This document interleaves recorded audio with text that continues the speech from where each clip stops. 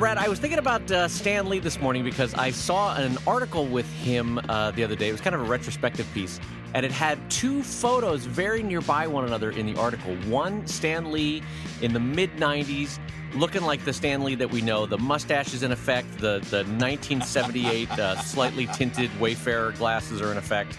Or maybe they weren't Wayfarers, doesn't matter. But the standard Stan Lee glasses, the tinted glasses, the white, the sweater with the little shirt peeking over the sweater, all that kind of thing. And then right next to it in the article was a late 1950s, early 1960s Stan Lee in the Marvel offices. And he looks just like a standard dude, like just milk toasty dude that you'd pass on the street, you wouldn't even know it was him. Yeah. And it got me thinking. And I don't know how much this matters at all given the profession we work in, but is there some tiny value to having a look in this industry? Oh, well, I think you're onto something, because not only that, but Stan had that partial gray going, and he had that hair that kind of came out in wisps on the side. I mean, everything about him was something that you could imminently caricature it. He had a very caricaturable face. Yeah, that's it. That's exactly it. It's something. Yeah. It's though, like, if you from memory as a cartoonist, Brad, could caricature somebody, then they have a look. They have a distinctive look that like has triggered your mind and memory by seeing that look.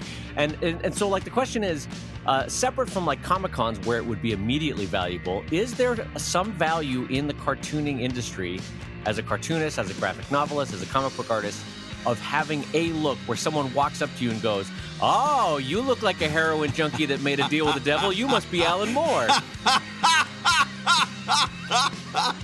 Yeah, and in that particular scenario, he was the devil. I'm just saying, like, at a Comic-Con, you can spot Alan Moore in a crowd. Not that he would be at a Comic-Con, but it'd be like, there's a man that worships an ancient Babylonian snake god. All right, I know who that is. No, it's funny you mentioned this, Dave, because I actually tried this for a number of years. This was actually something that I had as part of my grand master plan to take over comics. Oh, but then you realized your big mistake, though, Brad, was you had branded yourself as a skinny nerd, and that wasn't working. That wasn't distinctive enough. It was hard to stand out as that particular branding. No, I had a thing where, and I don't think I've ever talked about this. Every comic convention that I went to, I dressed in a T-shirt that was a villain symbol of some sort. Like one day I would be Black Adam. I'd have the Black Adam T-shirt on. The next day I'd have the Bizarro T-shirt on. The next day I'd have Sinestro. And my whole thing was every day, in no matter what, I had a villain T-shirt on, and I thought people are going to catch on to that. I'm going to be, that's going to be a way that people are going to lock into me. Nobody knew, nobody noticed, nobody cared. It was completely missed by probably 95% of the people that came up to the table. Well, I have to say, I exhibited next to you for maybe, 5 to 10 years at multiple Comic-Cons, and I never put that connection together. I think the only person that ever noticed it at one point, Scott Kurtz and I were walking into San Diego together, and he just looked at me and he goes, villains again, right? And I go, yeah. He goes, yeah, I noticed. But he was not impressed. There was not an ounce of, oh, what a neat idea. It was just like, yeah, I noticed. Yeah. But like, how would one brand oneself? Like Drew Carey, you take the glasses off him, he just looks like a standard Midwesterner. But you put those glasses on him and you immediately go, Drew Carey, I see you.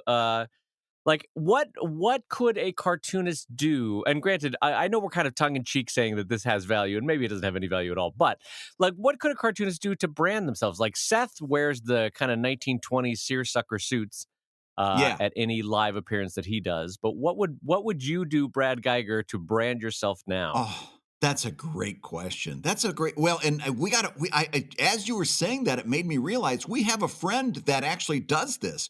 Would you recognize Phil Folio without his vest and his suspenders Oh my God, Phil Folio does branding. You're and his right. buttons and stuff? Yeah, he definitely brands his look. Brad Geiger, you are right. I love it when you. Here was my honest reaction. When you said, well, what about Phil Folio? And my immediate reaction was, oh, Brad, you magnificent son of a bitch. Yes, of course. Like, that was my legitimate reaction in my mind was like, yes, I didn't even think of that one. It didn't even hit me until you were talking about Seth, and I'm like, oh yeah, Phil definitely has a look. I'm sure there's more, but now what could we do? That's a great question because there's a fine line between branding yourself and begging for attention. And I'll tell you what the fine line is. Can I tell you what the fine line is? Yeah. Have you ever been to Comic-Con and seen a comic strip called Bob the Angry Flower? Yes, I know exactly what you're talking about. So for those that don't know, and I've never met the cartoonist, he's probably a lovely human being, but he wears a giant cardboard flower all around his head because his comic is called Bob the Angry Flower. But okay, so that shtick is like, for a second you go, all right, I get it. And then the problem is, though, going on 15, 20 years of Comic-Con now, I've seen him with this cardboard flower around his face. And you got to ask yourself, is that the same cardboard time after time? Is he actually crafting that for every comic convention? I've got so many questions about that cardboard. And what does it smell like after a few conventions if he's not switching it out? How chafed is his beard line all the way around, Yeah, he's got like corrugated 5 o'clock shadow. Wait a minute. Let me try that again. Yeah, he's got like 5 o'clock corrugation.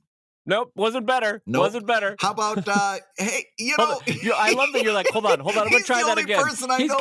He's got an Amish beard made out of corrugate. Nope, hold on. Let me keep working on this. Hold on, I'm going to try it one more time. He's the only person that gets his shaving equipment from Uline.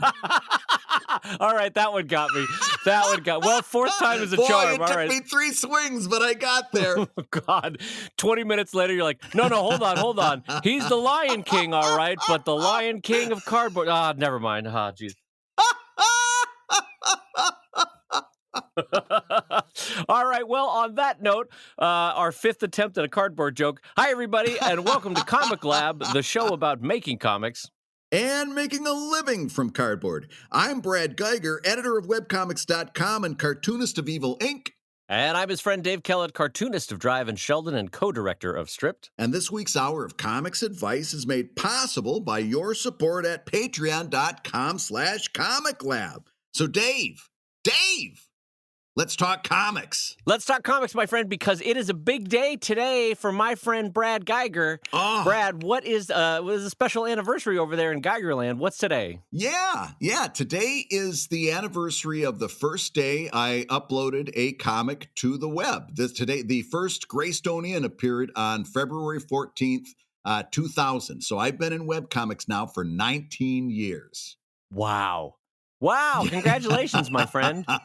It was weird, too, because this was the first time ever that it wasn't something like that I hadn't been planning for. In other words, in years past, I made a whole blog post or I had made a big post for my Patreon backers, looking back over the many years and so on and so forth, and kind of recapping all these projects that I've been really excited enough to work on and just all the little things that happened to you throughout the years and what a nice kind of opportunity is to look back and especially on Patreon, thank the people that helped to make it possible. Today, it was just you and I were talking and doing show prep, and I'm like, oh, geez, today's the 14th. It's my 19th anniversary. That's amazing. So Brad Geiger, 19 years ago, how small a fraction or percentage of your future hopes were pinned upon the internet 19 years ago? Oh, well, I'd say about 60%.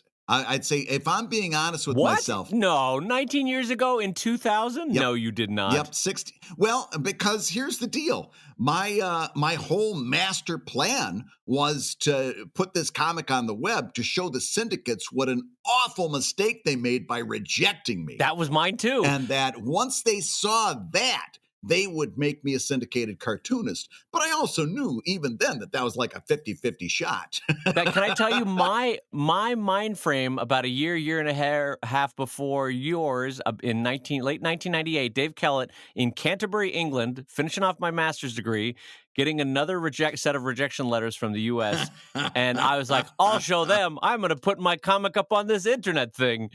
And Yeah. then using Microsoft Word to make my first web page. And that's the honest to God truth. I used Microsoft Word to make my first web page. Really? Yep. Yep. Oh, see, for me, it was GeoCities. Oh, GeoCities. Do Wow. you remember GeoCities? And you could like base it on your geographical location. So there was Yeah. a GeoCities for Philadelphia and a GeoCities for Akron, Ohio, and so on and so forth. And I put it up on GeoCities, and just on a very bare bones type of website. And again, my idea was that I'm going to build such a big audience here that the syndicates cannot help but see what a big ridiculous success I am. Yeah. And obviously that just never was meant to be. But you found the path that you were meant to walk, Brad Geiger. Everything works out all Oh right in the yeah. end. Listen, if you, I realized this several years ago, but at this point, if you would offer me, and this isn't sour grapes, this is just a complete, this is just realistic thinking. If you offered me a syndicate contract today, I would not take it. It just isn't. There's no upside in it at all. There's no way. This is something that that rejection was the best thing that could have ever happened to for a couple of reasons. It's the best thing that could have ever happened to me. Number one, it led me to a much better place, and for my mental well-being and everything else, I'm much better independent than I am sitting in a bigger truck while somebody else is behind the wheel driving the way I might not agree with how they're driving. This is much better for me mentally. And also just the way the economy of the whole thing turned out. I think being an independent is way better than probably, unless you're talking like the Mort Walker level. If you're talking say, your garden variety syndicated cartoonist, I think webcomics for me is much better financially as well. So yeah, it was and also number three. Let's not forget number three. Getting those rejections pissed me off so much that for the first couple of years, the whole thing that kept me updating that comic day, and I didn't miss a day for years. I was going 6 days a week, and it had nothing to do with the fact that I realized that I was getting ad money. It was all vitriol. It was all I'm gonna show them those bastards. Brad Geiger, powered by spite. You're not kidding, man. That was a large part of what was driving me in those early days was I'm gonna show them they were wrong, and I'm gonna show them. Yeah, I see. Looking back, I see how that could have impacted both of our 20s. But like Yeah. you, I have a couple things, and one of them in my life is syndication, where only in hindsight, and this is just good generalized advice, even for me now, is that there are some failures that only in hindsight do you realize how good the failure was for you. Oh And yes. failing to get syndicated might be among the top one or two best failures to ever happen to me. Um, Yep. because had I got syndicated, here's what would have happened. Sheldon would have muddled along with the lower tier level of syndicated papers. I would have Hmm. been miserable. I would never have been able to experiment with my comics in terms of format or themes or tone or getting increasingly weird with Sheldon, which is what I've done. Uh Um, huh. I would never have been forced to develop a whole set of independent business muscles that I've developed. And I would now be among those cartoonists that's like, "Oh god, it's all falling apart. What do I do?" Yeah. And you would have put the greater part of your career into this thing that's been falling apart for decades now. Yeah. You would have had nothing to show for the work that you had put in. Yeah, so, like you, unlike you, if someone offered me a syndicate contract right now, I would take it, but here's what I would take it. I would take it with no expectations and only with the limitation that I could have full control over everything digital. You know what I mean? Like, you can do whatever you want with a newspaper, I don't care. Yeah, But but okay, let's take that realistically. So now you've signed that contract. yeah. Now you've got to come up with 5 strips a week, and Oh, they've got right. to Yeah. fit No, into shine that it. Yep, freaking shine it. I'm format. already out. You I'm got to already out, give them a Brad. Sunday. Yeah. You bet your boots you're out. Oh, well, There's no, no wait. No, way you know what? No, I'm not out because you know what I would do? I'd be like, all you're right, out. 4,000 strips in the archive. Time to start going to work for daddy. True enough, true enough. And you could coast for a long time on that. But Oh, Sunday strips and also reformatting, you at some point it would be more hassle than it would yeah. work. You're not wrong. Think about that. You'd have to put Beth on that and probably be a good 10 to 20 hours a week just getting that stuff ready and prepped. And then every now and again, you've got an editor saying, you can't use that punchline. You can't use that word. Yeah. And all of that And these hassle days, would equal about a grand whopping total of $8,000 a year for me, probably. You know, you're like, oh right, boy, so glad I signed that right. contract. Um, Would it be a net gain or a net loss in terms of, having to hire somebody to go through and do that? You might be in the hole. yeah, because think about it, you'd also be taking away from time prepping Kickstarters, which could make me 50 to 100. You know, so it's like, why? What am I doing? Exactly. So Exactly. yeah. Anyway, the long story short is there's two failures in my life that I am grateful for, and one is not getting a syndicated contract, and the other one is not getting the Rhodes Scholarship. And those two things, they Yep. hurt so much at the time, but looking back, I'm so grateful that they didn't happen. So, It's just impressive that you were in the running for the Rhodes Scholarship.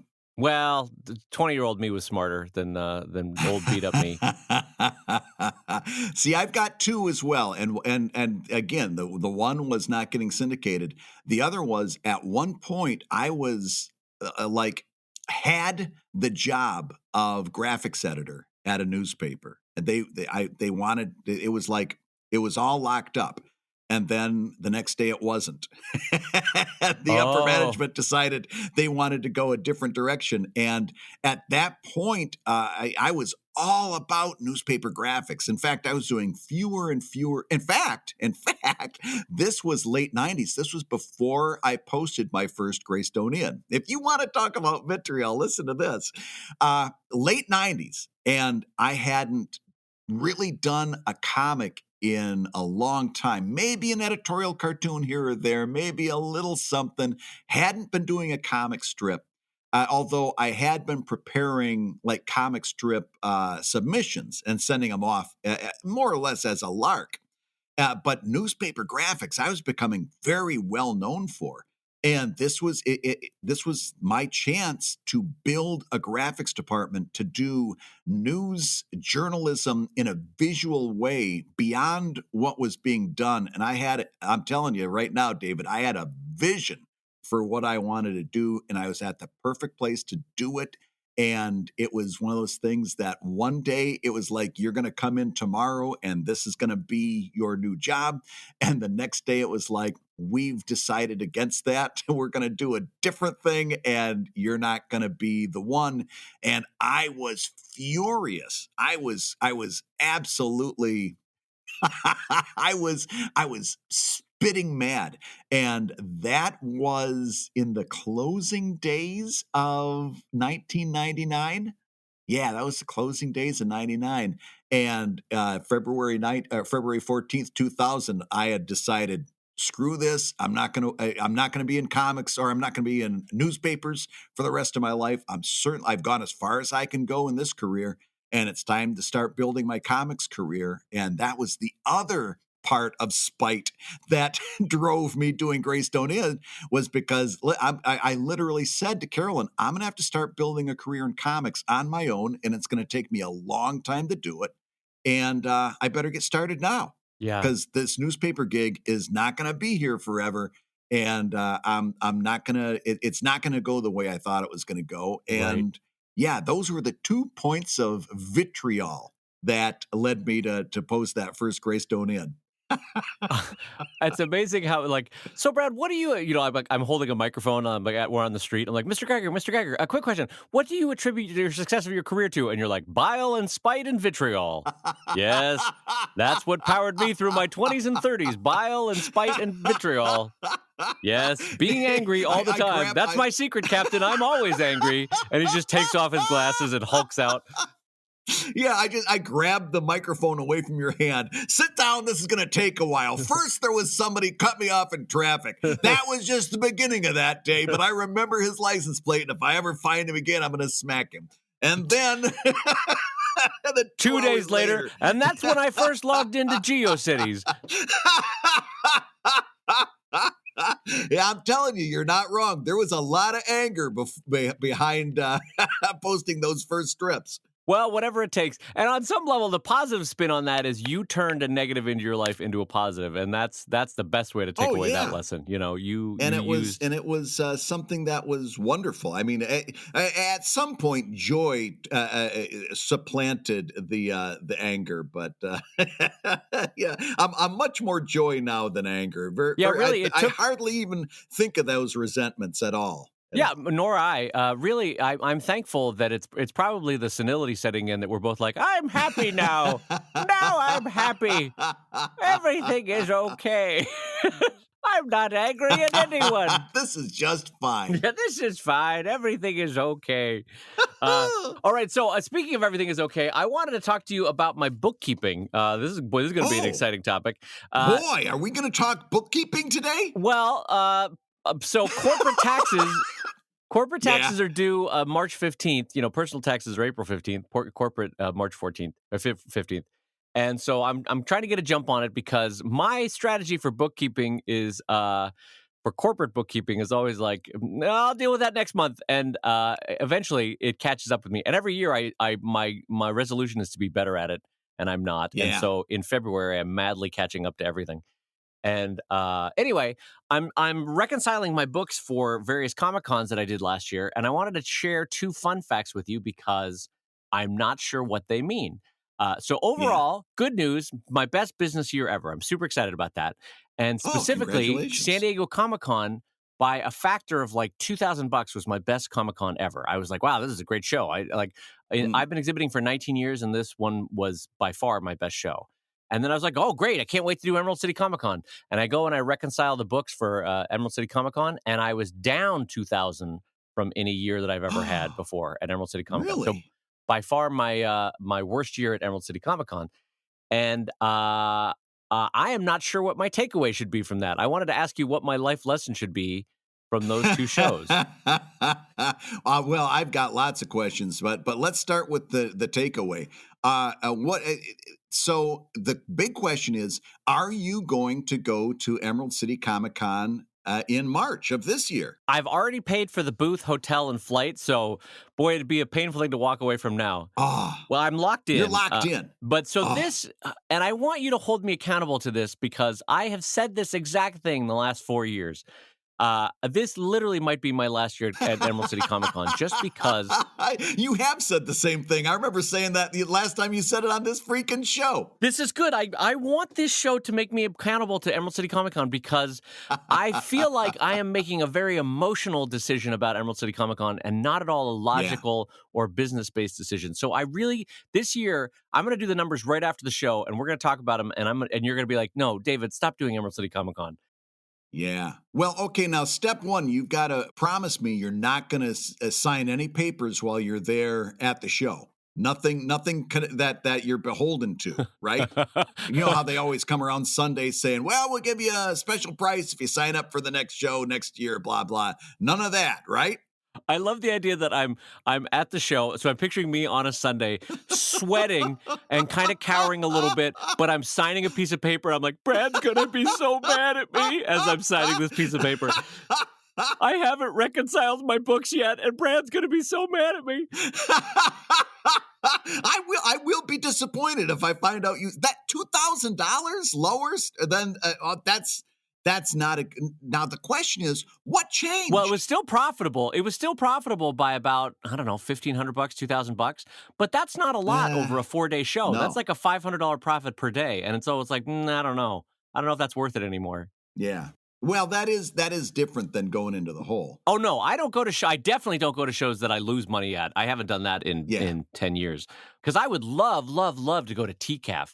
But TCAF, I end up with a profit of like for the whole weekend, like $500. And it's like, nah, this is definitely not worth it. I'm not flying up to Canada Yeah. for this. Yeah. And I would love to do New York Comic Con, but everything in New York is like, all right, that bagel's going to be $600. And you're like, ah, geez Louise, I can't do New York. I know.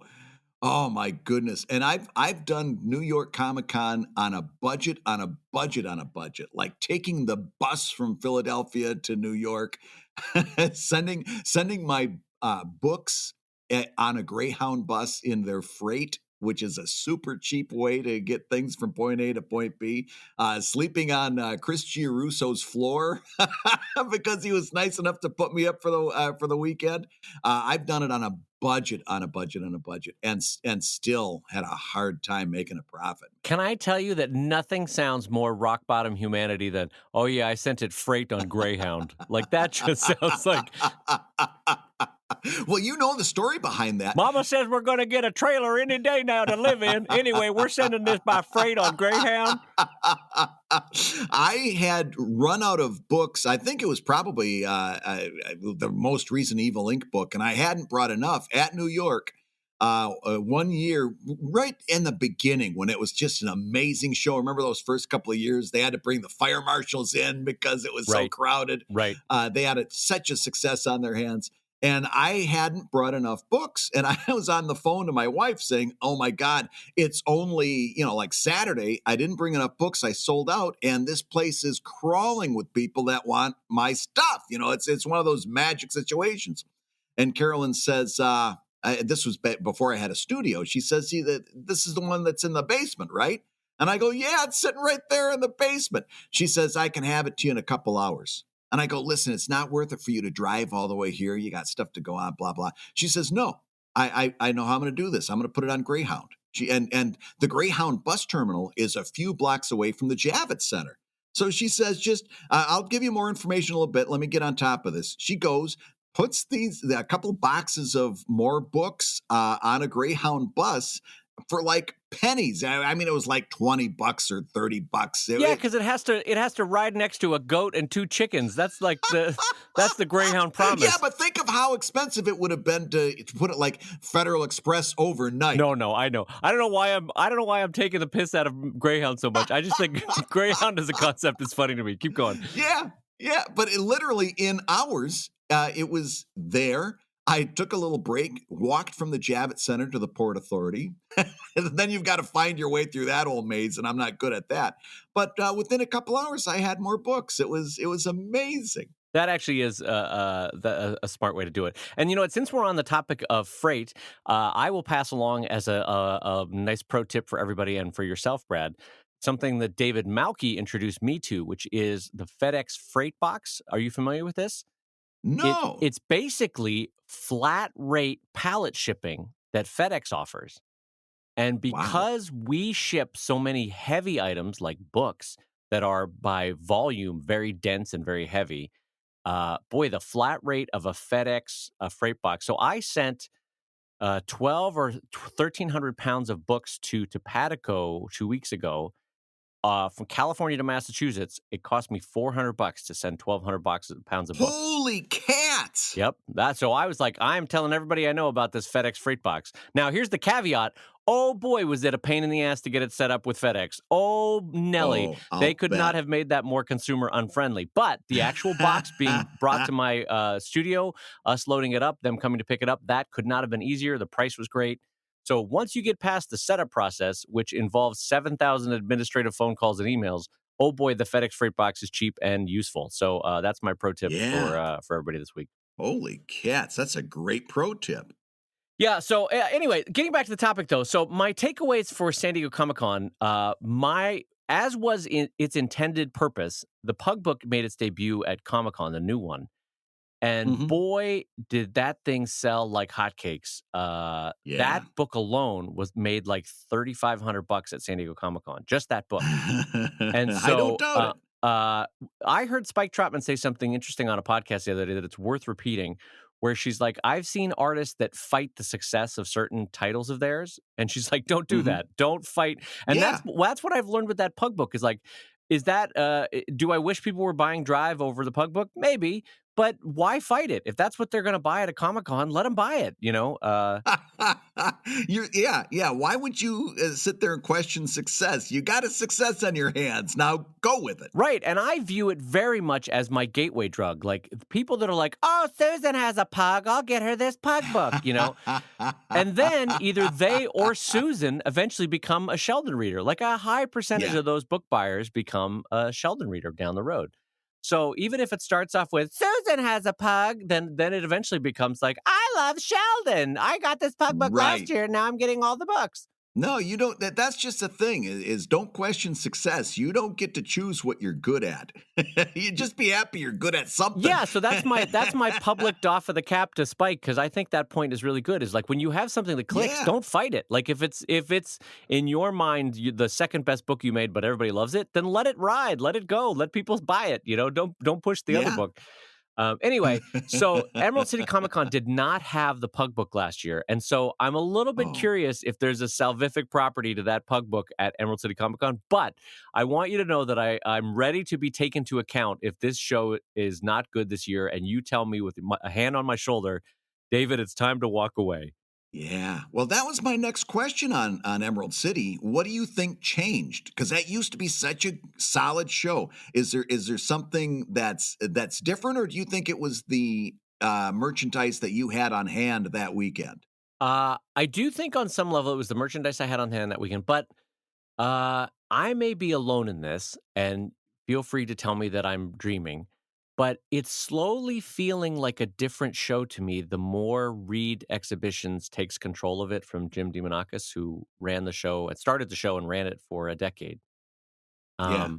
It feels everything has a little bit more of a fee tacked onto it as Reed takes over more Hmm. and more, you know, in terms of how they run the show. And it's like I don't know how to explain it. It just has a different feel. It felt more family run and owned and operated, which is what it was 8 Yeah. years ago than it does now. No, I was wondering about that. That was in the back of my mind when I asked the question. Is that are we looking at kind of a long, steady decline for Emerald City? Uh, and if that's the case, it's kind of sad because that was a solid show for a long, long time. Well, like I said, I still, even my worst year ever last year, I still made a profit. And here the thing is, I meet and see readers and more fun for me, other cartoonists that I don't see anywhere else at Emerald City Comic Con.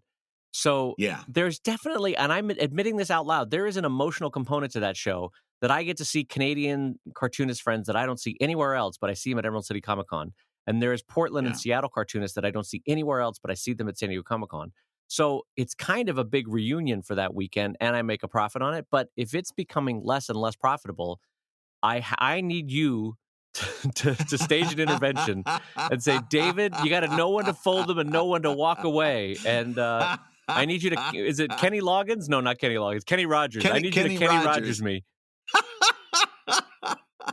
Yeah, you got to know when to hold them and know when to fold them, man. Don't you remember when Kenny Rogers was on the Muppet Show and he sang that song in the Yep. Stagecoach? You know what I thought? I just wish Kenny Rogers' plastic surgeon had told him that.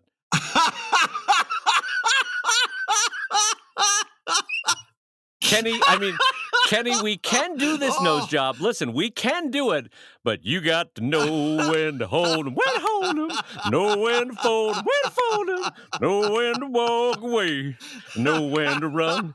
You got to stop this Wow. facelift because you're looking like a You're fully freakazoid. invested in this joke, aren't you? Cut to 10 minutes later, I'm still singing the verse. Kenny Loggins or Kenny Rogers, what happened? You keep doing that.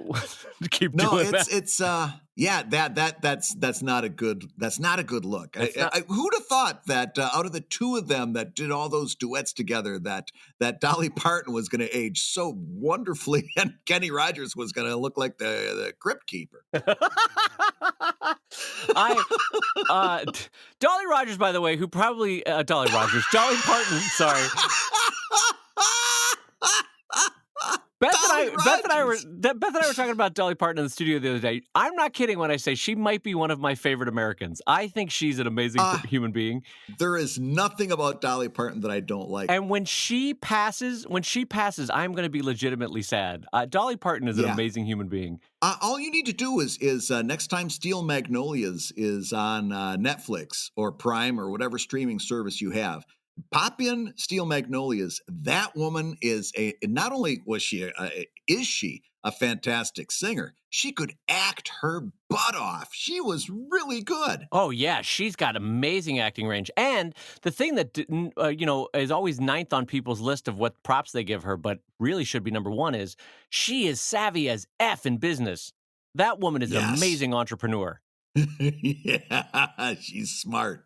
I mean, that Dollyland that she's got running, and also she's Dollywood, but Dollywood. Sorry, she's also an incredible humanitarian. Her reading program for kids in the South of getting them books and stuff. Yep. She's great. Yep. Anyway, I didn't mean to make this about Dolly. When really what I wanted to make fun of was Kenny Rogers' poor plastic surgery choices. That's what I wanted to focus on. Really, what we want to say is fuck Emmylou Harris. Let's really get down to that. Oh boy. That was just the first country singer I could think of. I don't have anything against Emmylou Harris. I'm sure she's a nice lady. You know what's funny is like Emmylou Harris. I want to build the backstory for this. Emmylou Harris is at home. The music career has died down, and frankly, always wanted to be a cartoonist. And she hears about this podcast called Comic Lab. She listens to a few episodes. She's like, I'm liking the energy of the show. I'm going to keep listening. All of a sudden, the fourth episode listening to, out of nowhere almost, just fuck Emmylou Harris and just instant tears. What did I do? I just wanted to be a cartoonist. Why are these people making fun of me? I didn't ask for this. She puts down her number 2 sable and splashes the India ink across the room, and that's it. No more. Well, back to music for me. It just picks up the guitar again. Singing the blues. Hey, if you're listening while you work, take a minute to stand and stretch. And while you're doing that, we're going to tell you why you should join us on Patreon. When you do, you're going to get hours and hours of podcasts that we've recorded just for backers. And exclusive Patreon posts that go even deeper on Comic Lab topics. And access to our exclusive Discord server, which is a thriving community of professional cartoonists. So you can support the show you love and get tons of actionable resources for your own cartooning. And listen, if you can't swing a pledge this month, we get it. No worries. Yeah, listen, you can still support the show by rating us wherever you get your podcasts. Just leave a 5-star review and a few kind words. That, along with mentions on social media, is incredibly helpful. Now, everybody, let's talk comics. So Dave, at some point we should probably start the show. That was a productive first half of the show, Brad. That was... Yeah, we had a long lead in, although we did talk a lot about comics there, so I don't feel too bad about it. But listen, we've got some excellent Patreon $5 questions, and I'd like to bounce one off you right now. You ready? I would love it if you bounced off me. Yes, go ahead. Okay. This one comes in from Jeremy, who says, in your experience, what percentage of your audience on website, webtoons, social media translates to Patreon or Kickstarter? I have heard 1% and 10% of the audience will usually support Kickstarter, but I wasn't sure how accurate that is. Is that number different for Patreon? I don't know. Do we want to? I don't Dave, know. come on. You want to talk about this topic, right? I don't want to. You don't want to talk about how you can predict somebody backing something like a book or a Patreon based on your audience? No, I don't want to talk about that. Well, yeah, I'm going to make you talk about it anyway. So picture it. It's Dave Kellett, Brad Geiger, Scott Kurtz, and Chris Straub, and we're writing a book together called How to Make Webcomics. And we decide that along with everybody writing a chapter, each of us is going to write little sidebars. And Dave, do you remember writing a sidebar saying how many sales? It went something like this. Brad, you have it ready? Oh, geez, Louise. How many of your readers will actually buy a book, a t-shirt, or a bumper sticker? The answer is It varies. The audiences for some webcomics will devour books but never ever buy shirts, while for other audiences, the reverse is true. Broadly speaking, over the entire life of your title, don't expect to sell more than 5 to 10% of your audience.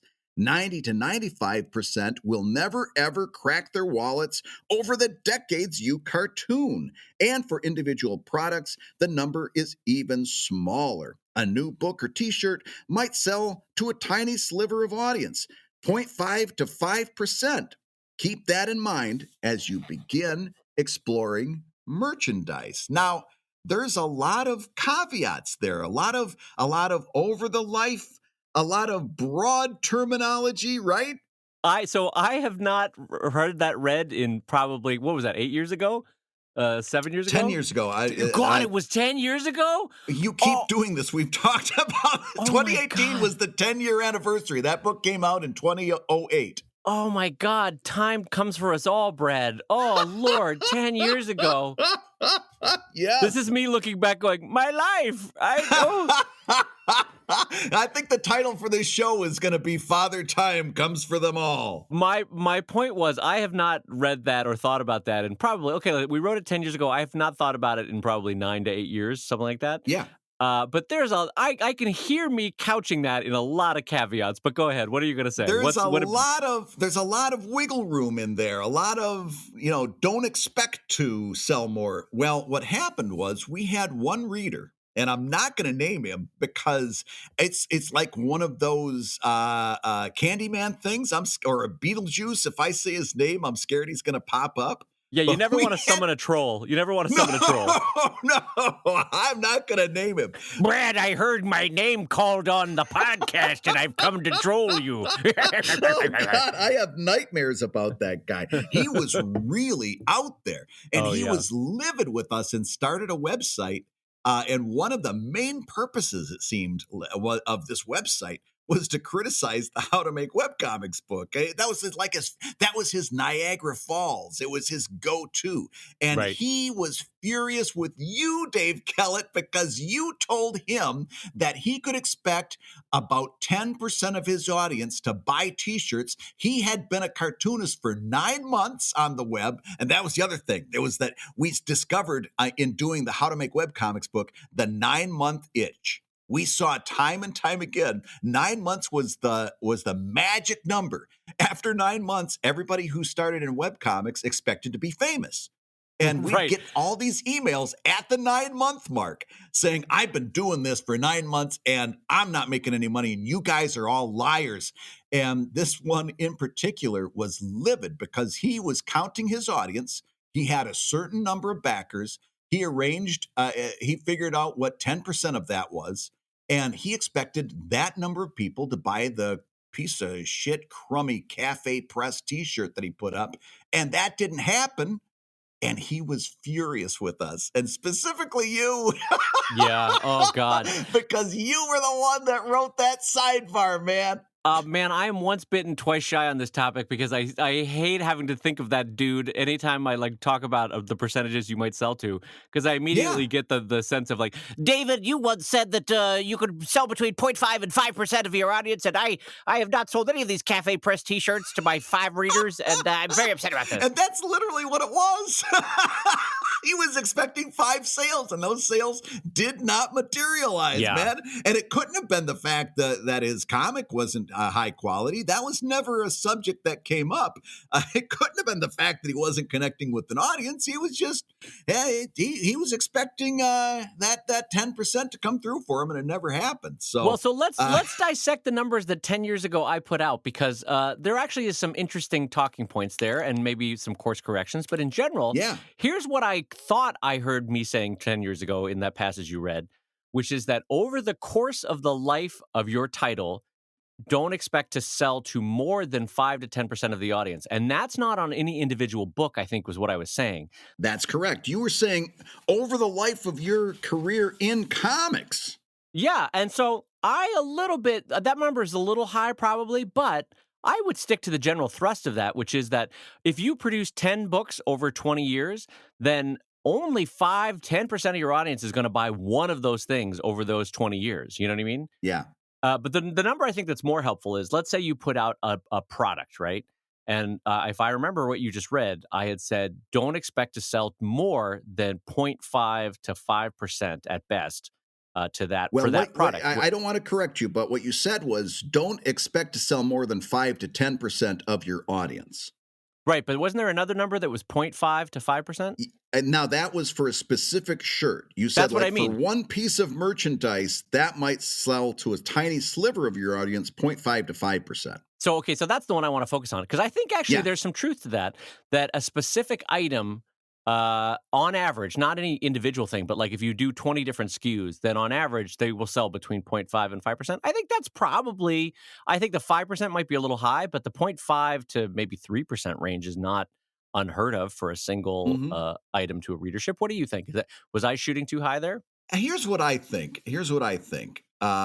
I think if you're spending a whole lot of time trying to figure out whether it's 1% or 2% or 3% or 4%, you've got your focus on exactly the wrong thing. And this is dangerous because there are some things you should have your focus on that you're not paying attention to while you're trying to work out this magic number, whether it's 5 or 3 or 2%.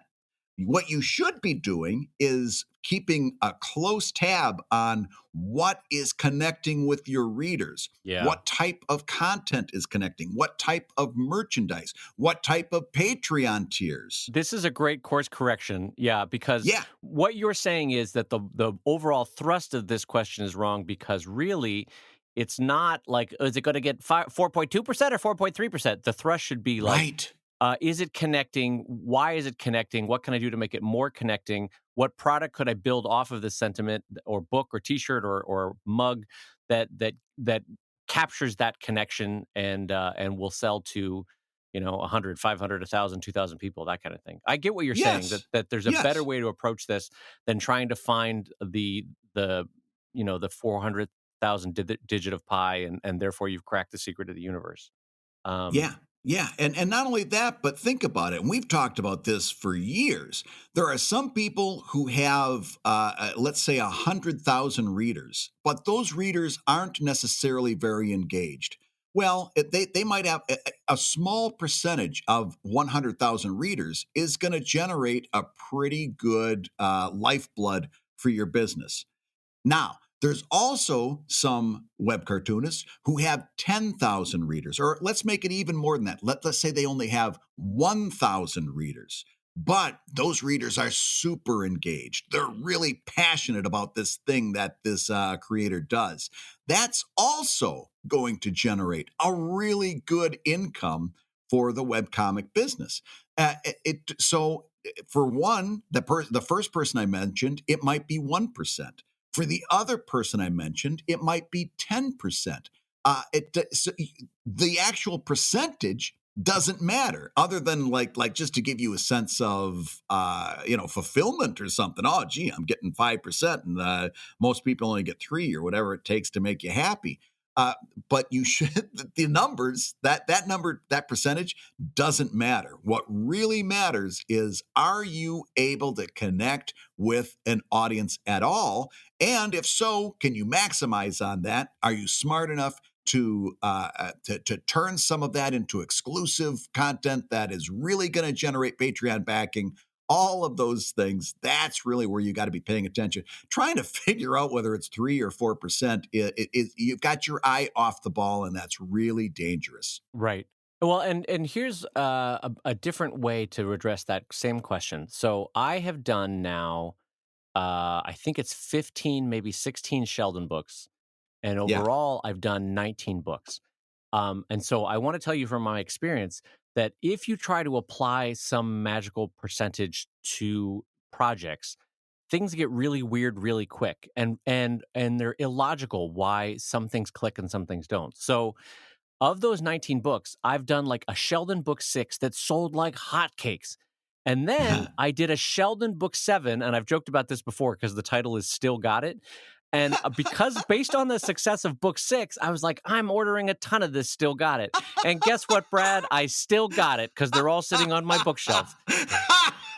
And yeah, you still got it, all right. I mean, the tone and the quality of book 7 matches or exceeds the quality of book 6, and yet it does not sell as well in any context, online, at Comic-Con. And so if I was trying to assign some magical equation to, like, it's going to sell 0.4% to my audience, it sometimes there is no rhyme or reason to what connects. Yeah. And so you just have to be prepared for that. I think the best way to say this, though, that's helpful to the broader audience of cartoonists out there, is that it is a surprisingly small percentage of your audience that will buy anything. That's probably the most helpful thing we can say. Yes. Although I do want to, I think that's probably we're going to leave that topic, but I do want to take a quick little tangent because I think there's something about being a creator, especially in this environment, that makes even the most logical person very superstitious. And what I want to know is, I remember the cover of that book 7. Did Grandpa ever take a prime position in a cover after that book 7? Well, for those that want to take a moment down Googly Lane and look for that book, here's what it features. It features the title is Still Got It, and it features Gramp in a towel at a sink looking at himself in a mirror, and he's flexing. But he's probably got an extra 60 pounds on him, and he's got a hairy belly. And I think for a not small percentage of the population, they go, what the hell? I don't want that. Like, I think I've seen specifically ladies' reactions to that cover is like, Jesus, why would I want this? Give me the cute duck. What the hell is this with the fat guy with the no shirt? I don't want this. They're like, I got that at home. I don't want I got that at home. I don't want another book about that. I want escapism from that. I'll take the cold-blooded lizard over that. Yeah. Give me the lizard and the pug, please. I don't want the fat guy. I got Greg at home looking like that. I wondered about that because there are you get superstitious as logical, and maybe that was the case, maybe it wasn't. Maybe it was just timing, who knows. But it's funny how there's certain things that flopped big time, and I've decided that it was because of whatever. Maybe it was the pants I was wearing that day, or maybe it was the socks. So I won't do that again. And you become very superstitious. You do. Well, especially because it's, thousands and tens of thousands of dollars in repercussions when you make a mistake business-wise. And so my my lesson learned there is no more fat naked guys on your cover. That was my big learning lesson. Who'd have thought you'd have to be taught that lesson? Yeah, I should have taken a lesson from the Budweiser folks and not done that. That's what. Anyway, so that's that. I think we covered that one. Yeah, my friend. Shall we turn on to the next question? Absolutely. All right. So I will read this one to you. Because you very kindly backed me into one of my more painful moments in my career. So, okay, here we go. All right, so Dave and Brad, this comes from Post-Apocalyptic Taco Truck Comic. All right, here's the question. How many Kickstarter David, Kellett in English, two friends that go well together. Here we go. Let's try this again. Brad, how many Kickstarter backer tiers would you recommend having for first-time Kickstarters? And are there any stretch goals or add-ons you would recommend that are easy to produce and won't be too hard to ship? Your expert sage advice would be greatly appreciated. All right, so that's the question to you, Brad. Let's tackle those individually. How many Kickstarter tiers, broadly speaking, would you recommend that a first-time Kickstarter offer to backers? Oh, this is great because I've given this a lot of thought. The number is 3. If you're a first-time Kickstarter backer, you're going to want to have 3 tiers. If you have 4 or more, you're going to fail, and if you only have 1 or 2, you're going to fail. But if you have 3, you are guaranteed a success. I love it when I can spot your sarcasm before you even get halfway through the sentence. This is another one of those goddamn magic number questions. How many Kickstarter tiers should you have? There are so many variables involved in your Kickstarter. How could we ever answer that question? You know what? So, unlike you, I have not done anything about this, but when you started to say 3 tiers, I'm going to be honest with you, a big part of me was like, actually, 3 tiers makes sense.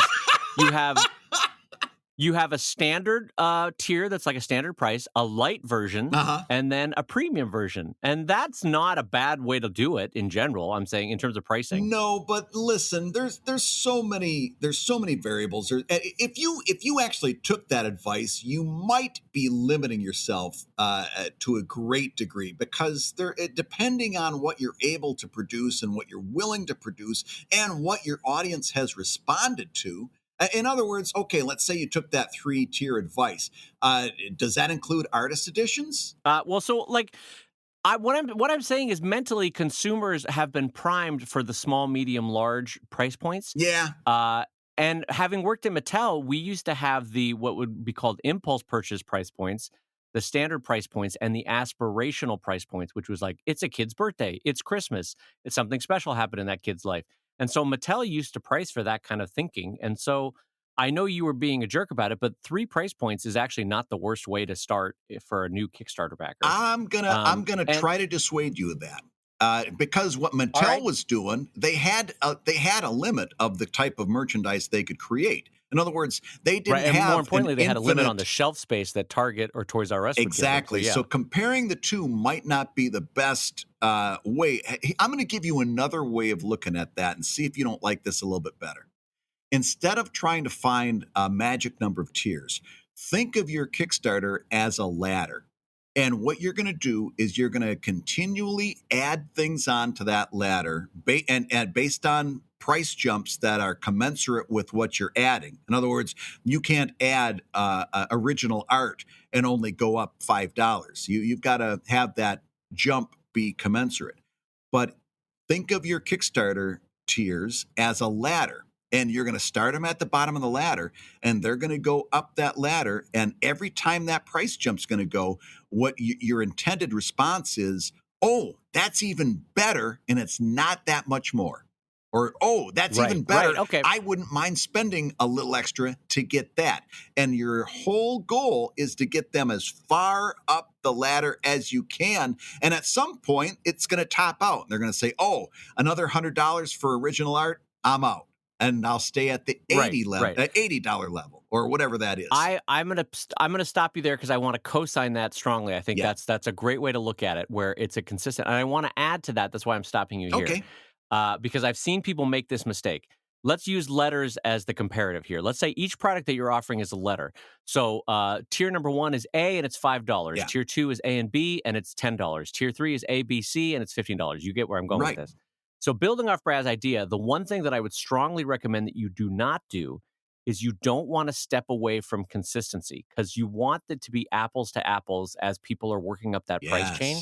So you don't want it to be A, B, C, D, but then when you get to the next tier, it's A, C, D, E, but you don't get B, but just on this one tier. Right. And then the next tier is A, B, C, D, E, F, but not G, but you do get H, because then you just end up confusing people. So you what need I'm getting a at is, CPA to help you figure out what you want to be on that Kickstarter. yeah, what I'm saying is just keep it consistent, where everything is additional, but it's like everything that you saw in the previous tier plus. Yeah. That's the mindset you want to get into, because otherwise you're going to confuse people. I've seen people make that mistake. Not only that, but let's face it, now with stuff like Backer Kit, which both of us have used and liked at this point, there's no reason to do that A, B, D, and not C, and sometimes H. You can do a nice, consistent Kickstarter ladder and then have all that other stuff available in Backer Kit to be add-ons later. Yeah, yeah. Well, and as someone who's done 7 or 8 Kickstarters now, make future you happy and make it easy to fulfill these. Yeah. And what that means is, like, don't make a lot of weird hoops that you got to jump through. Like, if you back at this level, I will draw you as a character, but as a Vulcan, but in the original series, and you're going to be riding a dragon, and like, you want it to be easily reproducible, cheap to produce, easy to ship, and not hard, not mentally taking up a lot of your mental space. You want it to be something that can rapidly cranked out. So things that could be included would be the lowest tier. You want to do an ebook. You want to do something digital that just basically a digital thank you for a $5 to $10 pledge. Wouldn't you say that's a good starting point, Brad? I am wholesale with you. And then whether you're doing a mug or a t-shirt or a book or whatever the physical product is, the lowest tier is just that physical product. That's a standard one. Yep. And then some low cost but high perceived value items that I would recommend are very well printed postcard prints. These are like little 4x6 or 5x7 postcards Mhm. that have all the qualities and hallmark of a very nice print. Those flat pack, which is key. They have a lot of perceived value because they are literally, as we used to do with shelving retail for Mattel toys, it has a nice perceived value because it's a wide and tall item, even though it literally is micromillimeters thick, Right. that kind of thing. Um, and then prints in general, whether they're 8 by 10, you always want it to be something that can be inserted easily and without a lot of destruction into a package. Pins are great. Bumper stickers are great.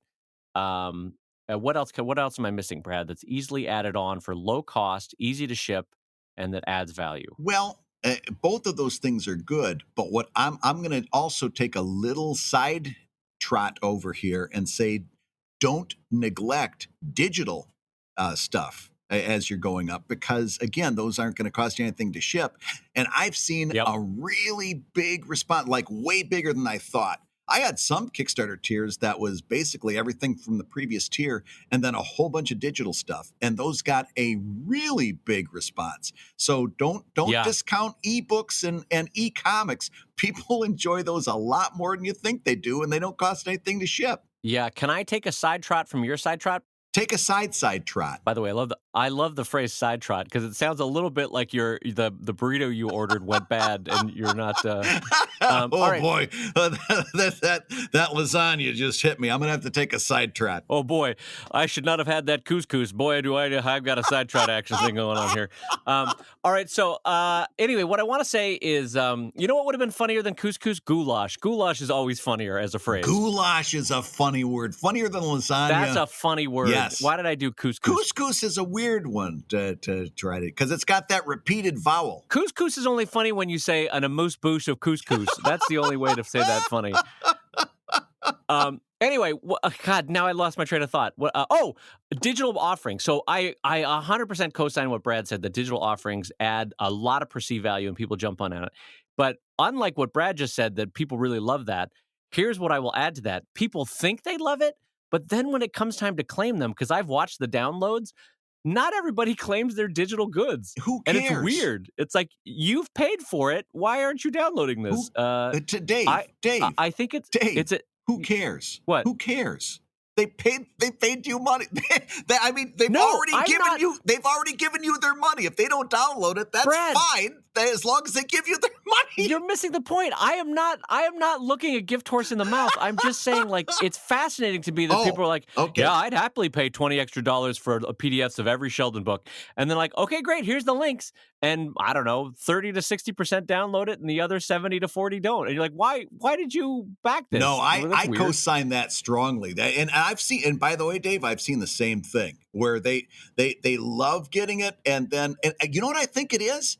I think they like knowing that they've got it and that they can download it anytime they want. They just don't want to do that right now. But they like knowing that they could. Right. But in the meantime, what a tremendous upsell it's been to add those digital goods to their bottom line, which is great. Now, Dave, this was a two-part question, and the first one I wanted to give you a different way to look at that, but the second one, the second part of that is meaty. So let's take a little time to delve into this. Stretch goals and or add-ons. What do you recommend when it comes to doing stretch goals and add-ons? Oh, okay. Well, I see what they're saying. So they're not saying physical items that are easy to ship. I read that wrong. They're wanting to know add-ons and stretch goals for the product, right? Yeah. So I'm going to focus on books for a second, just because that's what a lot of us produce on Kickstarter. Not a lot of us use T-shirts or mugs or smaller products. We just make the product. We don't Kickstart it. So let's talk about books. Things that I have found that do not add a lot to the bottom line, more than a few $100 to the cost of goods sold, but add a lot of perceived value, include UV spot printing, which is a type of clear liquid plastic that is printed onto the book that gives it kind of a sheen in certain spots. So UV spot printing is a great one. foil printing, which is a little more expensive, which adds a metallic spot hit onto a book. That has a lot of perceived value on a shelf or on a Comic-Con or even on a website if photographed well. And that one costs a little bit more, but is also worth it. Shrink wrapping a book is great. That literally adds pennies onto the book, but not only does it protect the books in shipping, customers love it when they can crack open a book and it feels perfectly fresh from the factory clean. Yeah. And so that one I would recommend. A bookmark, a built-in ribbon bookmark adds, Yes. I think, 0.2%, 2 cents or 6 cents, something ridiculously small to a book, but has an incredible quality feel to it. Slip covers in general, French flaps if it's a soft cover. Um, uh, Jumping from black and white book to color is a big jump, but if you can make it, boy, people love a color book. Mm-hmm. What else am I missing, Brad? What did I forgetting Oh, book-wise? those are all ones that a bunch of those are ones that I'm always jealous of you because you do them. And I'm like, oh, one of these days I'm going to experiment with that. Each and every one of those are good.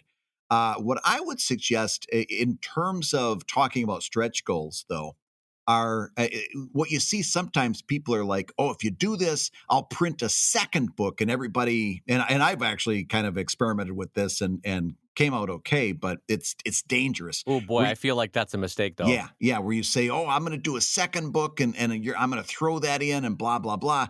Be very careful with your stretch goals. That in an effort to make that number go higher and higher and higher, that you don't end up making your costs go higher and higher and higher, and you end up eating some of your profits. So be very careful. You know what? There's a lot to be said for a well-managed Kickstarter, even if the number doesn't go into 6 digits. A well-managed Kickstarter that covers all your costs, gives you a little extra merchandise to sell at the end, gives you maybe a little extra profit that you can use to cover any incidentals that come up.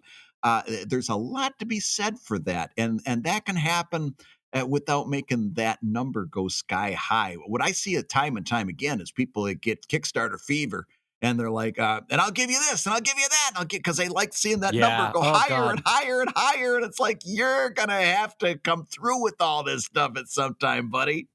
Oh boy, do I agree with that. But I want to say, though, that if you do get Kickstarter fever, and we all kind of do at the last week or 10-day point, if you do it with work that's already done. Yes. Don't promise new stuff. Yes.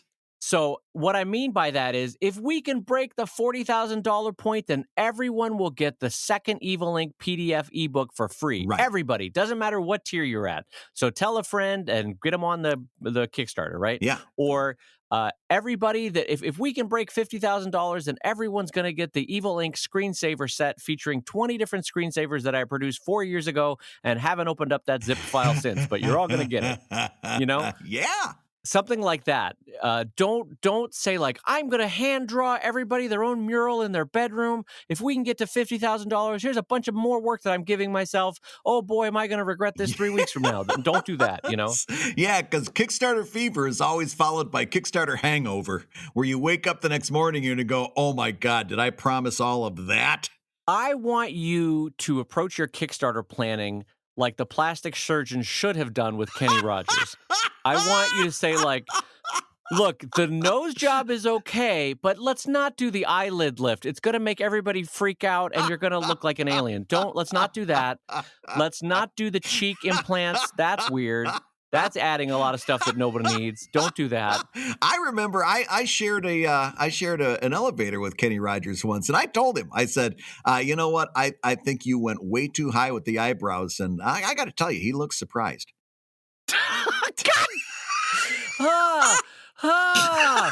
Sometimes I don't know how to react to your jokes. I don't know whether to be mad or just to ride the enjoyment. I don't know how to react. I don't know whether I'm angry with you or want to hug you for that joke. Brad, your jokes confuse me. And not in a misunderstanding way. I don't know how I should feel. That was both great and terrible. All right, anyway.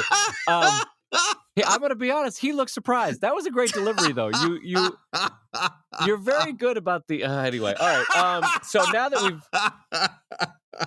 Well, listen, I don't think we could find a better place to bring this podcast to a crashing halt. So I'll tell you that you've been listening to Comic Lab, the show about making comics and making a living from comics. Well, your hosts have been Brad Geiger, the editor of webcomics.com and the cartoonist of Evil Inc. at evil-comic.com. And Dave Kellett, my friend, co-director of Stripped and cartoonist of Sheldon at sheldoncomics.com and Drive at drivecomic.com. And a special thank you this week to Kenny Rogers Lawyers for not suing us for defamation. All right, and the Comic Lab theme song is used with permission from Andy Creighton at theworldrecord.net. And this episode, as all episodes, was edited by Matt Woodard of Woodsong Productions over at www.woodsong.media. Comic Lab is made possible by your support on patreon.com/Comic Lab, so we'll go ahead and say that twice. Patreon.com/Comic Lab.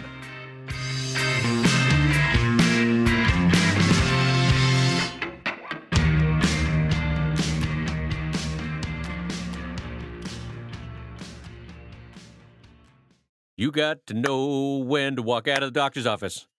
Know when to walk out of the doctor's office. Just walk out of the doctor's office. Just go back home. You don't want that ear lift. It's going to make you look like a freaky dog. You don't want... I don't know. That broke apart. Boy, I lost the meter. I lost the tone. I'm not good at singing, Brad. I'm not a good singer. I know you're not.